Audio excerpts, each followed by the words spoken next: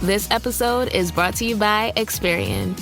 Are you paying for subscriptions you don't use, but can't find the time or energy to cancel them? Experian could cancel unwanted subscriptions for you, saving you an average of $270 per year and plenty of time. Download the Experian app. Results will vary. Not all subscriptions are eligible. Savings are not guaranteed. Paid membership with connected payment account required.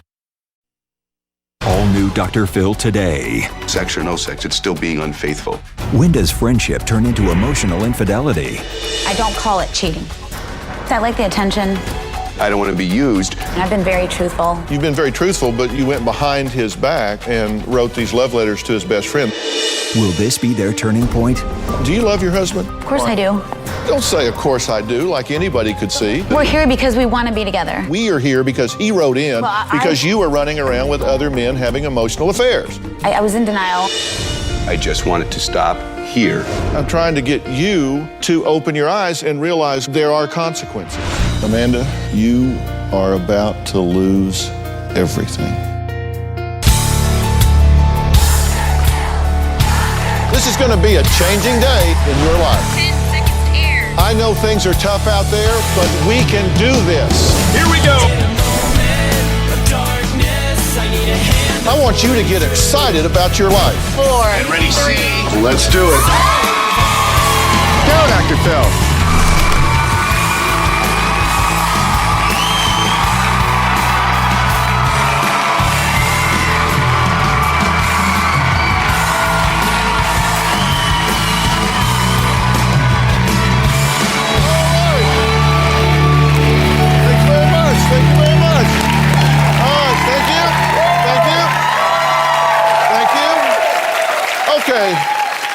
You are going to find today's show really, really interesting. I have a question for anyone married or in a relationship. Would it be okay with you if your spouse had close friendships with members of the opposite sex? I mean, if your husband had a female friend he spent a lot of time with, if your girlfriend or wife hung out with guys, emailed them, called them, had lunch with them, that would be okay with you?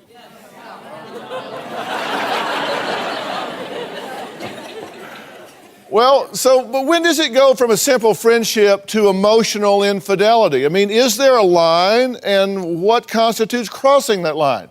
We're about to meet a husband who says his wife has crossed that line. Randy says that during their 11-year marriage, Amanda has been emotionally unfaithful, in his opinion, time and time again. Now, he's a former Navy SEAL. He says he feels like he's in a constant state of red alert because he has to watch Amanda like a hawk, fearing she will cheat on him yet again. Amanda's emotional affairs are at the heart of our problems. Sex or no sex, it's still being unfaithful. I can't trust her. I've lost jobs because I've had to follow her and keep an eye on her. Amanda will get distant, argumentative, sex going to maybe 2-3 times a month. Amanda cheating is no big thing to her. She thinks she's never crossed the line. She's never had sex with anybody else. I find it difficult to believe that she was able to kiss people, hug people, write I love you notes, email them, meet them in parking lots. If she's capable of going that far, why stop there?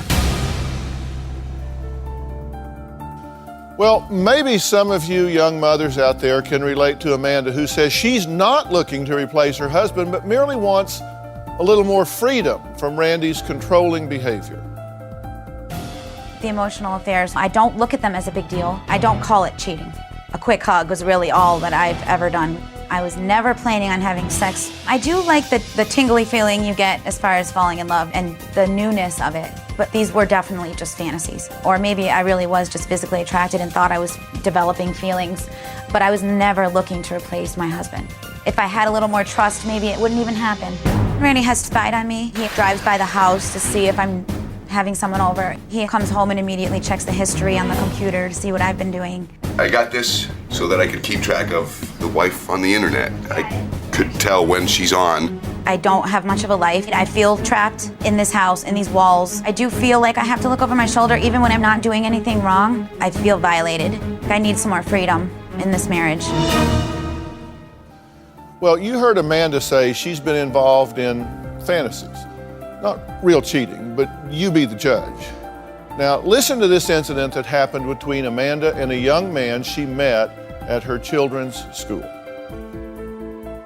He was about 20, and it started just by a physical attraction. I just looked at him, and I saw him every day for months before I even spoke to him. I never talked to him on the phone. I never emailed him. We did exchange some words.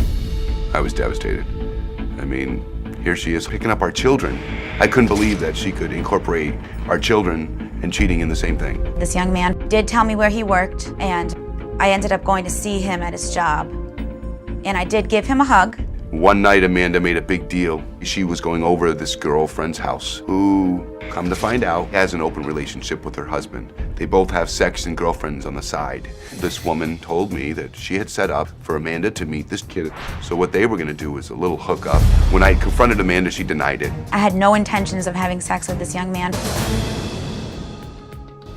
Well, most recently, Amanda has moved to online flirtations. This is starting to get involved with these social networking sites.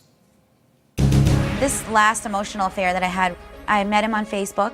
He applied to an application as far as being interested in me, and I thought that was kind of neat. And I pursued finding out who he was, and we corresponded via email 3 or 4 times. Randy, once he found out, he had checked my emails, called me, and made a big deal out of it. She tells me that she likes to be on the internet, in chat rooms, talking to people, that it's no big thing. It's just a little fun, it's just a little flirting. It was very, very innocent, almost like a friendship. Okay, there's 3 things that I want to cover today. One is what you're doing. This, what I think is an infatuation addiction, where you say you like that tingly feeling. The second thing I want to talk about is, what the hell are you thinking? I mean, you know she's doing this, and you continue to just say, well, each time, I guess, is okay. And there's a dependency there that I'm troubled by. Okay? Just because somebody messes up, or just because I'm not perfect, doesn't mean that I'm trash or that I need to be replaced. It means that I need to fix it. In some way, there's something that's not clicking that needs to be fixed. Do you believe you teach people how to treat you? No, I think you earn it. Yeah, that's semantics, but we'll talk about that. That's one of the 3 things. I talked to you about is one, and then the third is just the dysfunctional nature of this relationship. See, I'm bothered by something that my dad used to say: for every rat you see, there's 50 you don't. And I think it's pretty naive, Randy, for you to believe that what you know is everything there is to know. You don't really Correct. think you know 100% of what's going on. I don't know 100%, and I can be honest with you that I don't want to know 100%. I just want it to stop here, and I want to find out what I'm not doing to achieve some type of area where, when she needs something, or when she's in need of attention, or where she feels like she's just the monotonous everyday mother taking care of 3 kids, picking up her husband's laundry and doing, whenever she needs that extra attention, she comes to me. So what are you looking for that you're not getting from him when you go out and do these things? Well, to be honest, I like the attention. I mean, it really starts as a very innocent, flirtatious eye contact. It really isn't drawn out to become an affair. I never, ever wanted to step out on him at all, ever. These were during times where we were either arguing a lot or we weren't talking. We need to learn how to communicate. We have a hard time communicating how we feel. A lot of these things are unresolved, and they bring up really, really hurtful feelings when we try to talk about it. Okay, this is a truth test, by the way, because listen, if y'all come in here and you try to be right and kind of cover things up and all of that, then we're just going to waste our time. It wouldn't help us And if you're not willing to take a hard look, you say, oh, I don't want to know things. Yes, you do. You want to know what you need to know to fix this situation. I want to make sure I'm not crossing the line and controlling my wife. I want her to have her freedom. I want her to be gone and go with her girlfriends, call me one night and say, hey, listen, you know what? I had a couple drinks. I don't want to drive home. I'm going to stay here with so-and-so. And believe that and be able to rest that night knowing. You don't want to be controlling, but you don't want to be a schmuck either. No, I don't want to be taken for a fool.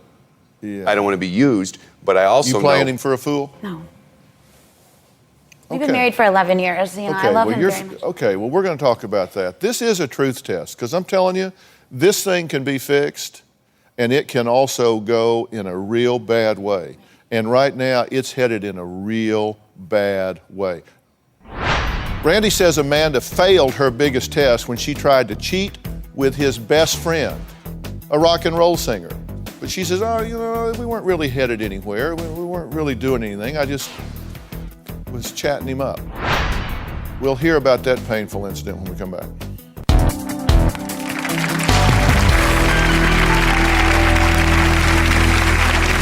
Part of me dreamt about being with my husband's best friend. He was in a band, and that kind of turned me on. I thought I was falling in love.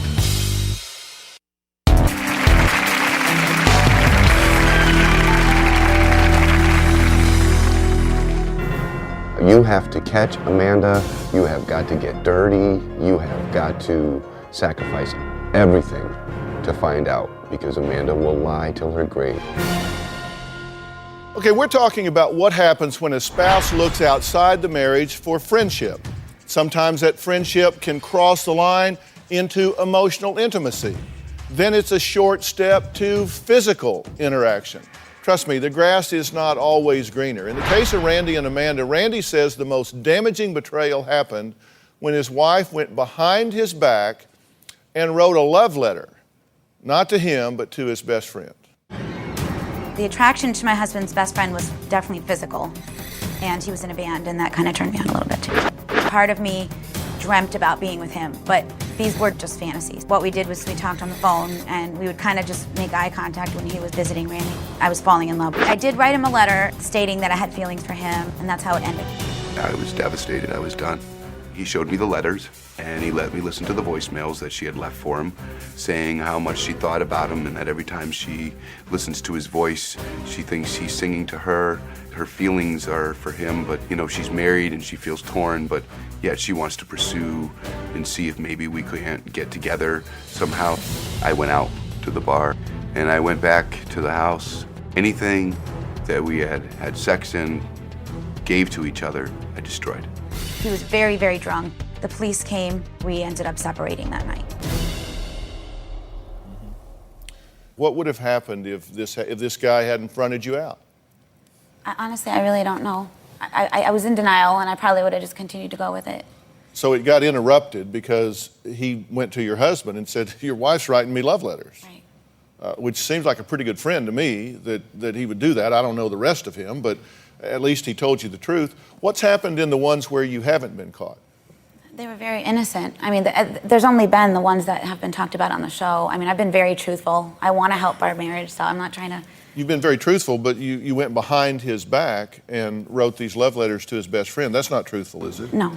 And you hid that from him. Right. What did you say in the letter? I said that, I was developing feelings for him, and I wanted to see how he felt and things like that. You wanted to explore it. I mean, I was drinking a lot during that time, so I was leaving these messages when I was...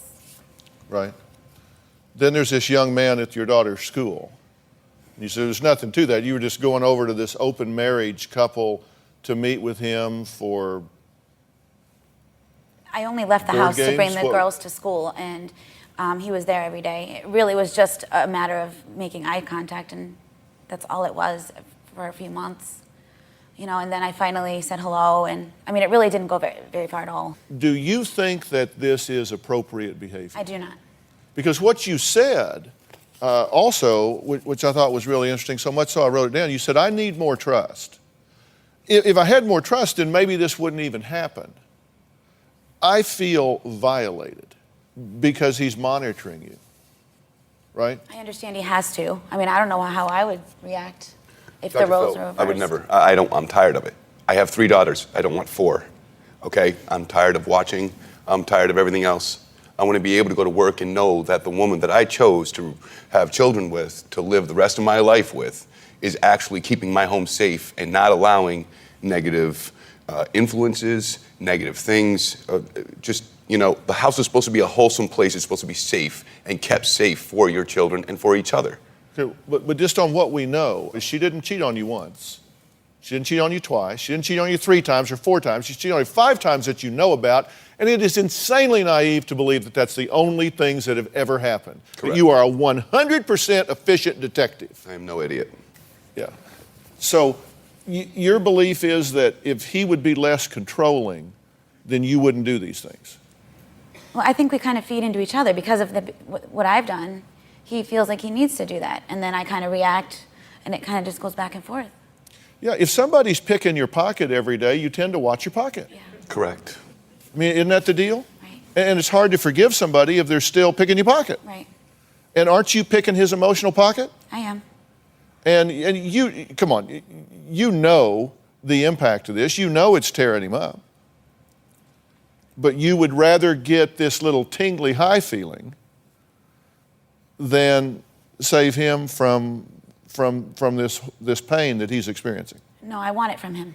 I definitely want to learn how to change things and get it from him. I just don't know what I'm doing wrong. I've done the attention thing. I've done going home and telling her the floor was clean, the counter was clean. I've told her thanks for my laundry, thanks for the kids, I've tried to, you look beautiful, God, you look sexy in the morning, whatever it takes to try to build her self-confidence up, but well, I'm I'll tell lacking. you what, I got some good news and some bad news. Give me the bad first. I'm going to tell you both right after the break.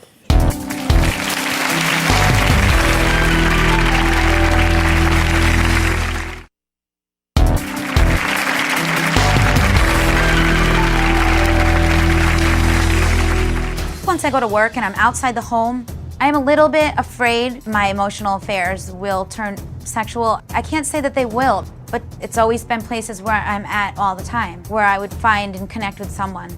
It's not something I'm looking for. I'm afraid when Amanda gets out of the house for a job that this marriage isn't going to make it. Well, Randy is worried that when Amanda goes back to work, which is coming up soon, that the trouble will start again. Amanda was fired from her last job when she crossed the line with a patient who was in her care while she was working as a nursing assistant at a psychiatric hospital. He was a psychiatric patient. He was about 41. Somebody I saw every day. Somebody that I found to have a good sense of humor. I enjoyed being around him. I thought I was developing feelings for him. Amanda was being accused of having oral sex with that patient. I was shocked. Couldn't believe it. Again. They didn't have any proof. She was responsible for helping that person. She was hurting that person. I was in the car and found her with the psychiatric patient. She started screaming to me, I don't want to do nothing with you anymore. I don't want you. I don't love you. Go away. Now, let me ask you something. Did any stop signs ever go up in your mind that says, this is inappropriate? Of course. And what did you say to yourself? I was able to push that thought away just because of the way I felt towards Randy at the time. It was interesting when you said that the allegation was that you had oral sex. Right. And your response on the tape was not, didn't happen. Your response was, they have no proof. But it didn't happen. I've never had sex with That anyone. isn't what you said was, they've got no proof. I didn't just come in on a load of turnips. I hear what's said and what isn't said. You didn't say it didn't happen. You said they have no proof. Right. I'm not trying to hide anything. So you said you liked the attention and you were feeling rebellious. I do, yeah, I did, yes. Okay. Well, the hospital didn't see it that way. They thought this was highly inappropriate and fired you. Of course it is, of course. I said before the break I had some good news and some bad news. Was that the bad news? The good news is you said, I want to know what I need to do. I need to know what I need to stop doing or start doing so I can really connect here. Yeah, I've been to my doctor for the last 3-4 years. I've been on whatever type of medication to try to change me so that I could fit the puzzle piece that she needs. And that's just so stupid. Well, the good news is this has nothing to do with you. The bad news is this has nothing to do with you.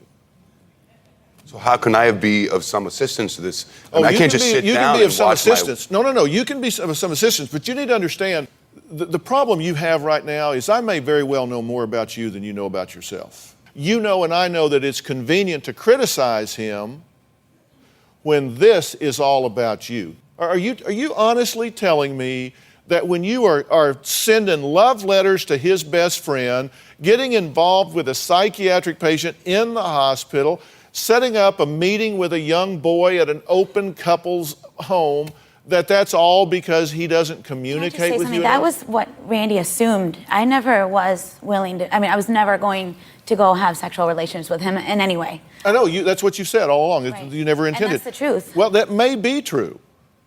It may be true. I don't believe it. There's one level at which I do believe it, because I believe you are scared to death of intimacy. Mm-hmm. And so I think there is a point that you get to where you probably would bail in most situations. I don't think it's because of any integrity. I think it's because of a fear of intimacy. I don't think you are comfortable at all being open and vulnerable. I think you like the power. I think you like the exhilaration. I think you like being able to set it up and make it work so you can prove that you have this attractiveness, that you have this desirability.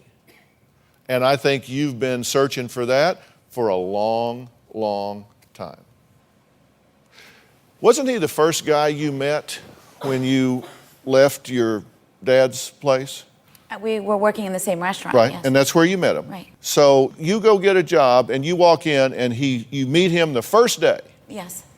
And how long before you went out together outside the restaurant? We went out that night. That night? Yeah. We had ice cream that night, yeah. Yeah. And we actually had our first kiss that night. Yeah. You ever wonder if she was running toward you or away from where she had been? And there's a big difference. Girls leave their families for one of two reasons. They're either running towards somebody they really want or running away from something they do not want. I think it was a little bit of both, I'm going to be honest with you, because I'm not going to put myself down and make it look like I wasn't a catch. So I'm going to put a little bit on both, okay? I'll put a little bit on both. Yeah. Yeah. How much older are you, Randy? I'm starting to feel ancient. I'm 8 years older than 9 me. years. Think that anything to do with the attraction? I was very physically attracted to him immediately. Yeah. What do You think said of you daddy liked the syndrome? fact that he was older.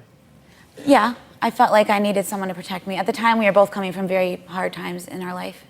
You know, the worst thing that can happen in a marriage is for there to be a parent-child relationship Correct. where you're seen as the parent, the disciplinarian, the rule setter, the boundary keeper, the one that sets all the standards and guidelines, because then that's like dad. And you know what happens when kids grow up? They rebel against dad. They break off, they peel off, they start going out and, dating and stuff like that. I wonder if there's a dynamic here where this has been defined in a parent-child way. You're older. You are the one that monitors everything, sets the rules, and holds her to a standard, right? Yes. And you rebel against that, do you not? Yeah. Then we say, well, gee, this doesn't seem to be working. All right, coming up, what happened in Randy's past that I think is playing a major role with part number 2. I said part number 1 is why Amanda is addicted, in my opinion, to this infatuation high. And part 2 is why is Randy reacting to this the particular way that he is. We'll be right back.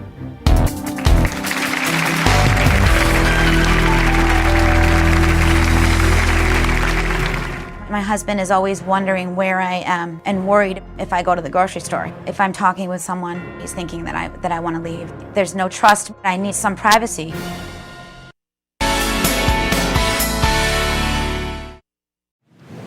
Across this great country, from coast to coast, you've told me about the crossroads we're facing. That's exactly why I wrote We've Got Issues, How You Can Stand Strong for America's Soul and Sanity. This book isn't just a conversation starter. It's a roadmap for standing strong in the face of adversity, for embracing our core values when they're needed most. We're talking about real strategies for real people dealing with real issues, from navigating the complexities of today's polarized world to fortifying our families. And I set forth in the book 10 principles that I think are critical for a healthy society. This is not about politics. I'm not a politician, don't want to be a politician, don't know enough about politics to talk about it.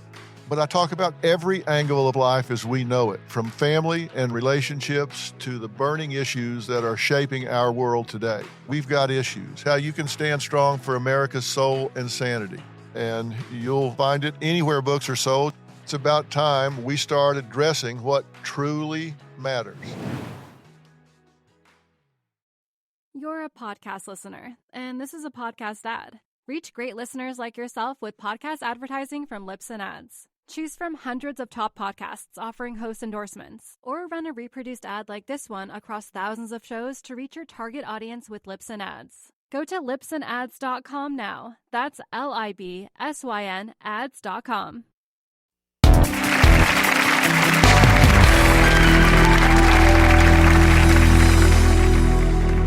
When I was a child, I was abused. I was always shoved around, shown that I was undesirable and incapable of being loved or cared for. As soon as I came home from school, I was locked in my room because they didn't trust me. There was no sports, there was no playing outside.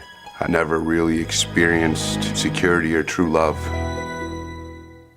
Well, there was Randy, who is struggling in his marriage because his wife, Amanda, continues to have relationships that, in my opinion, in his opinion, and I think even in her opinion, crosses the line. She's looking for comfort. She's looking for exhilaration outside the relationship. You have tried to police this, thinking that if you put up enough fences, if you put up enough monitoring devices, you can stop it before it starts. So far, I've caught it before. It's gotten to a point where I couldn't accept. But you don't really know how far they went. All you know is what you know. You don't know what you don't know. I can't let my mind run wild. It does it all day long. I can't let my mind play with me. I'm in control, not my mind. So there's no possible way that I can picture it going farther. I have, and it's affected certain outcomes and arguments and discussions because I've actually been able to picture it going farther. Do you think we're products of our learning history? It's no excuse.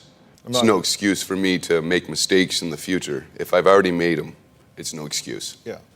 Oh, I'm not offering it as an excuse. I'm just wanting to be sure we understand everything that's going on here. You want to have a stable, happy, healthy safe relationship. Yes. And safe is a good word for you. Safe is my number one thing. You want to be able to go to bed at night and not have to worry if your world's crumbling around you. And in fact, you go to bed every night with the world crumbling around me, feeling that it is in fact crumbling around you. And lately the stress has become physical on him. The anxiety from worrying, and it becomes very physical. Okay, so, and you know these things about him, right? And isn't it odd that the very thing you do to fill your own need is the worst thing you could do in hurting him? I do tend to run on my emotions, and that's been getting me in trouble. I need to learn different ways, and what I need to do is be able to go to him and say, look, it's happening again. I just never did that. I never felt comfortable going to him initially and saying, okay, now respond to my point. What I just said is you have made a decision that based on results is very selfish, it's self-serving, it's egocentric. I know what I'm doing creates him the number one pain in his life. I'm going to do it anyway.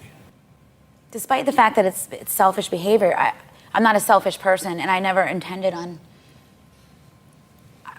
I don't know how it's going to look, but I never intended on any of this to happen. It was never anything I was looking for. You have had 5 assignations that have destroyed his feelings of safety and security. And your response was, I wrote it down, Randy responded badly. You respond badly. What am I supposed to do, throw a party? I don't know. He's justified in feeling that way. One would think. I mean, I don't know. I'm trying to get you to open your eyes and realize when I do this, there are consequences. It's like, this feels good to me. I won't think about what this does to my husband, to my children. That's exactly what is this, the Scarlett O'Hara School of Management? I'll think about this another day. Right. I mean, that's what I do. But that you can't do that and expect this marriage to survive, right? All right, Amanda and Randy's 3 little girls are suffering the fallout from mom and dad's problems. I mean, kids are so perceptive. We're going to talk about that when we come back.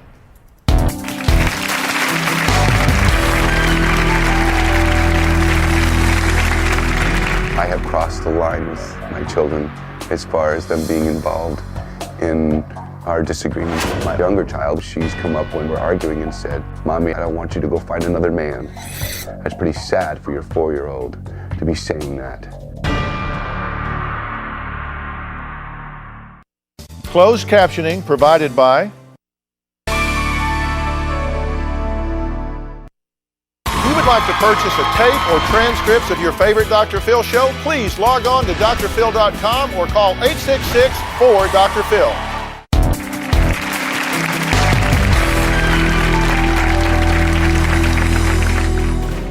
The girls are at school. I feel lonely. I should be able to go and meet with a friend for lunch, but there's no trust. Randy checks on me. I need to go through him as far as making a decision. It's a permission thing. Amanda has trapped herself.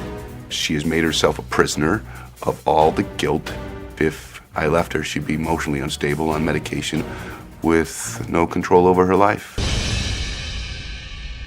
Well, we're talking about a marriage rocked by a pattern of emotional infidelity and, according to the wife, over control by the husband. I mean, all of this is just a cycle. It's happening over and over, and it's affecting the children, as anybody would predict. Randy and Amanda are making the big mistake of hashing all of this out in front of their daughters and involving them in the details of these emotional affairs.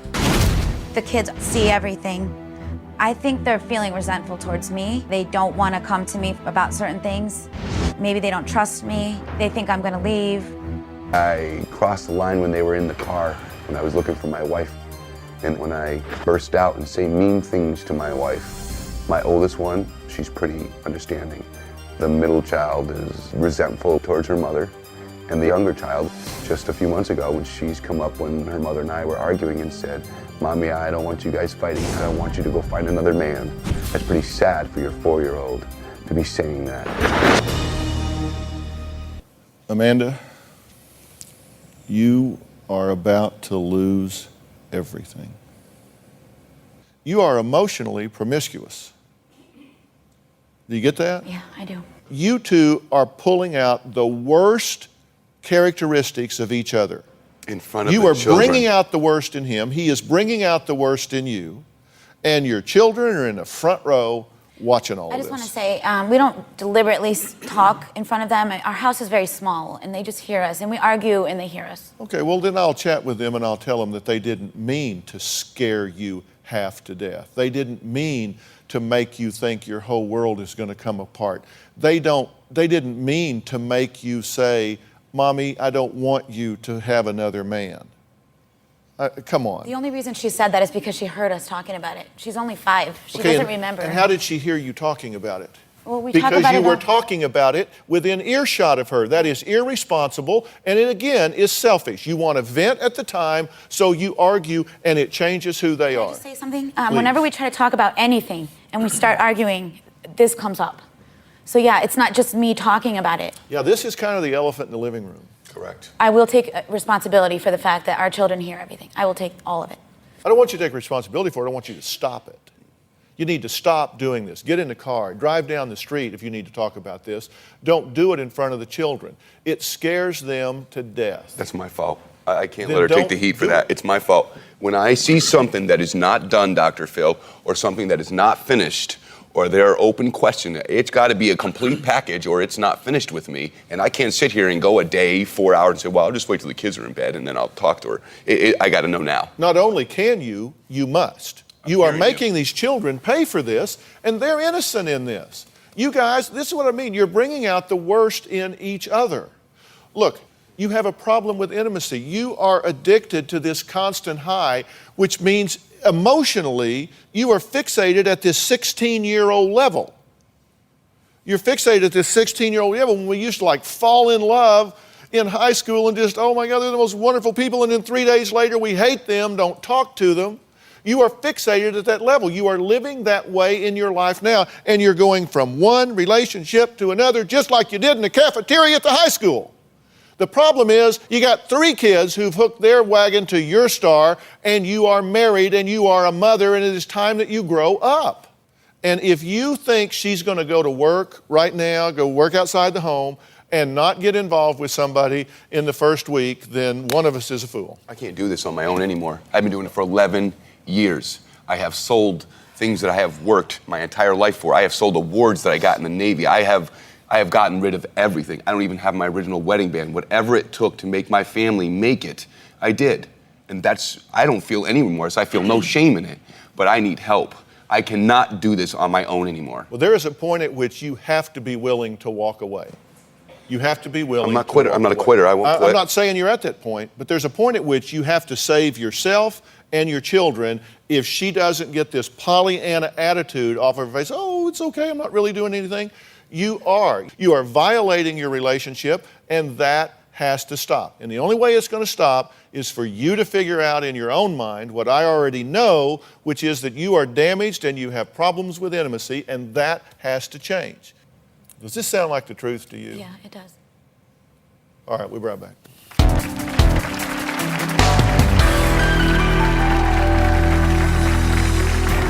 To ease the pain, I drank alone every day, especially on the weekends. It was to the point where I would pass out. Amanda wouldn't remember where she went, remember what she did. Amanda wouldn't remember kicking me, smacking me, yelling at me, telling me that I don't love you. Amanda wouldn't remember sex.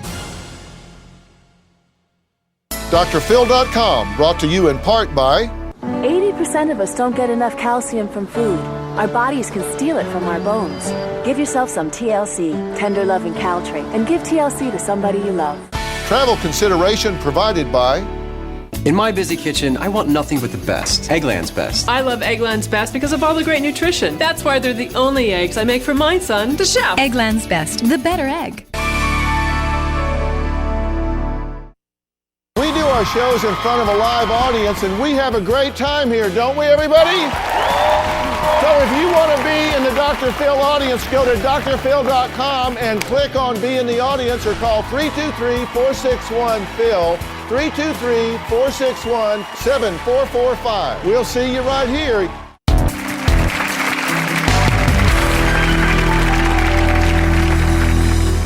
I'll have a couple of beers at night with Randy, but it's nothing like it was before. Amanda's drinking has been excessive. If she drinks more than just a couple, I'm afraid Amanda would be raped, abducted, murdered, or her kids would be molested. These are the things that go through my mind constantly. Well, that was Amanda, who admits that she's made the mistake of using alcohol to escape her marital issues with Randy. Do you love your husband? I love him. Of course I do. Well, don't say, of course I do, like anybody could see. But we're here because we want to be together. Well, you're here because he wrote in. You didn't write in. Right. You're right. So we aren't here because we want to be together. We are here because he wrote in, because you were running around with other men having emotional affairs. You know, during these times, we were not getting along. I mean, we live in our own life, in our own house, and we know what happens. And a lot of the times we just argue and argue and argue, and these were the times when we weren't talking at all. I mean, weeks, months would go by where we just didn't talk, and it was nice to get the attention from. And again, I wasn't out looking for it. These were places I were all the time. Look, don't tell yourself that. I don't mind you telling me that because I don't believe it anyway. But don't tell yourself that. I wasn't out looking for these things. Oops, I just wrote a love letter to my husband's best friend. I hate it when that happens. But years went by. We were friends with him for years. This wasn't just a hasty decision. We were friends with him for quite a long time. No, it wasn't a hasty decision. It took you a while to get around to him. You had to go through these other ones at the time. You are out looking for some relief. And I want you to have the relief. I just want you to have it in a constructive way. Look, love does change across time. It changes in different ways as we mature in our relationships and individually. We were married 3 months after we met, and I was already 2 months pregnant with our 10-year-old, so we really didn't have any time together. We were parents from the very beginning. Okay, so you didn't have the chance to build a relationship, and then here comes Mr. Everything has to be lined up exactly right, Mr. Boundary, got to sweep up everywhere, Mr. Navy officers, got to have everything like that, and you're like, whoa. I'm like free spirit out here playing around, and all of a sudden I got this guy building fences around me. Somebody that's running wild calls for fences. Somebody who builds fences looks for somebody running wild so you can build fences around him. This is dysfunctional. And you've got to stop this Pollyanna, like, oh, gee, it just happens crap. You do this on purpose. You do it because you've got an itch he can't scratch. Do you believe that I don't want to be away from him? I mean, I don't want to be without him. No, I do believe that you want to be with him. I do, because I think you are just Pollyannish enough to think, I want everything. I want my husband, I want him to put a roof over my head and take care of me and the kids and protect me from all the evil in the world, and then I want to go out here and get exhilarated and then come home. But you can't have everything. You've got to decide what you want and make a commitment to doing that. And that's what I'm asking you if you are willing to do. Of course. Of course I am. I don't mean to just say it so, of course. But yes, I am. I am willing to do whatever it takes. You can say of course. I'm sitting here, very vulnerable in front of TV, and I'm willing to do this. I'm willing to make a future. We'll see. You're going to have some work to do here as well. You know that. How do I let go of the past? That's the reason why how do I let go of the past and go to work and just say, well, if she's doing it, she's doing it. I've got no control over what she's doing, but I need to react appropriately. So if she's doing it, I need to leave her, or do I need to find the problem out of what she's doing, or do I need to build fences up? What the heck am I doing here? It takes two to do this dance, and if she comes along, then that's fine. If she does not, your job, your responsibility is to protect your children from this toxic nature. And that may mean picking up and leaving, but you're not ready to do that yet. I've got some things I want you to do when we finish here, and then I will see you all again. Okay? Be right back.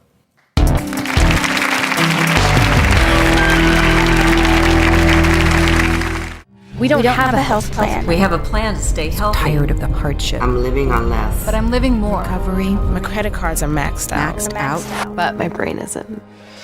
Change is coming. Is it coming to you? It's my life. Every crisis, every problem, every life has a turning point. It's my time. Every day is a turning point. If you need a miracle, be a miracle. Dr. Phil. Start a change reaction in your life today. You can always stop by drphil.com 24 hours a day, 7 days a week. There you'll discover more on today's show and learn life strategies. At the top of today's show, I asked you how you felt about your spouse having relationships with members of the opposite sex. I wonder if you've changed your opinion about this. One of the things I'm most concerned about with Amanda is if she's having these emotional affairs, she's going to run into an old boy who just doesn't think it's time to stop emotionally, and you're going to wind up getting raped. You're going to wind up getting hurt. You're going to wind up getting assaulted in some way. You're playing a game that guys just may not want to play. Right. And that's a real danger here. We're going to set some things up, resources for them to deal with. Thank you for being here today. I know this is important. We'll see you soon. Bye.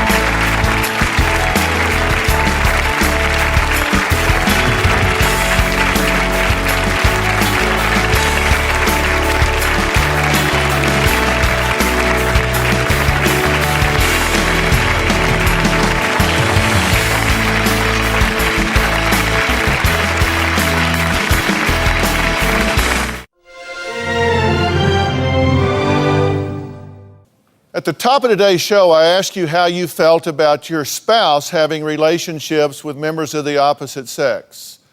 I wonder if you've changed your opinion about this. One of the things I'm most concerned about with Amanda is if she's having these emotional affairs, she's going to run into an old boy who just doesn't think it's time to stop emotionally, and you're going to wind up getting raped. You're going to wind up getting hurt. You're going to wind up getting assaulted in some way. You're playing a game that guys just may not want to play. Right. And that's a real danger here. We're going to set some things up, resources for them to deal with. Thank you for being here today. I know this is important. We'll see you soon. Bye.